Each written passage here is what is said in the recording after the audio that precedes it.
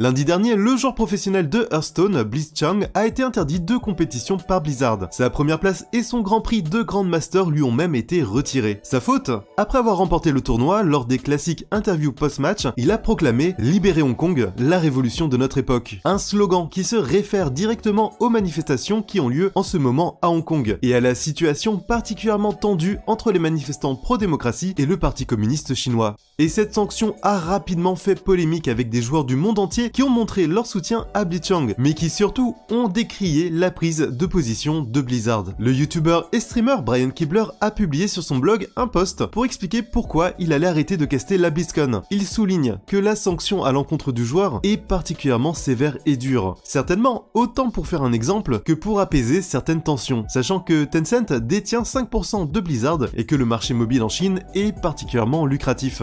Dès le lendemain, des employés de Blizzard ont fait une action symbolique en recouvrant les slogans de l'entreprise. Pensez en globalité et chaque voix compte. Une protestation qui veut montrer que l'entreprise ne suit plus ses propres directives et qu'elle nuit elle-même à sa propre image. Au final, bien plus que les propos tenus à l'origine. Un acte symbolique qui a été suivi d'une véritable prise de position par des employés de l'entreprise et qui a pris corps par une manifestation les jours suivants. Et très rapidement, il y a eu plusieurs appels au boycott qui ont été lancés, notamment sur Twitter, avec le hashtag Boycott Blizzard, qui invite les joueurs et joueuses à supprimer leur compte Blizzard pour signifier leur désaccord avec la position de l'entreprise. Et visiblement, ça a été bien suivi, puisque les suppressions de comptes ont été temporairement désactivées pendant quelques heures, avant de revenir, mais en exigeant une pièce d'identité pour que la suppression soit bel et bien effective. Une façon pour l'entreprise d'endiguer l'hémorragie, puisque ça pourrait dissuader les utilisateurs de supprimer leur compte, et surtout pour les utilisateurs chinois ou hongkongais qui auraient voulu montrer leur désaccord avec Blizzard.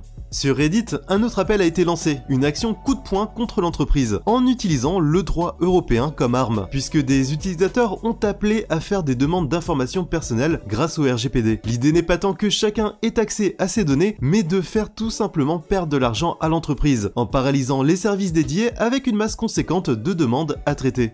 Et de façon plus créative, des joueurs et joueuses ont commencé à ériger Mei, le personnage de Overwatch, en symbole de la manifestation hongkongaise, en la redessinant et en lui faisant arborer tous les symboles des manifestants, comme par exemple le masque sur le visage et la main devant l'œil. L'idée c'est de faire de Mei un tel symbole de la révolution que le gouvernement chinois soit obligé de bannir le jeu en Chine, voire de sanctionner Blizzard.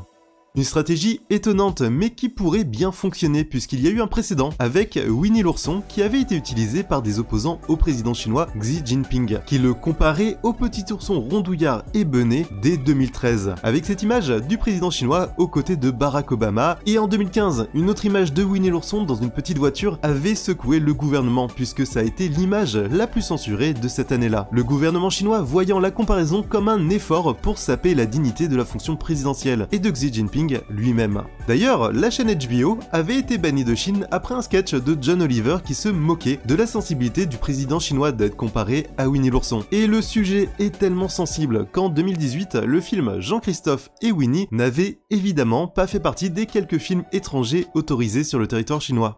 Alors peut-être que Mei pourrait suivre cette voie, et d'autant plus que la phrase qui lui est associée directement dans le jeu c'est « Notre monde vaut la peine qu'on se batte pour lui ». Une phrase qui fait écho à son histoire de scientifique et climatologue, mais qui pourrait bien prendre un tout nouveau sens et arriver jusque dans les manifestations en Chine et à Hong Kong.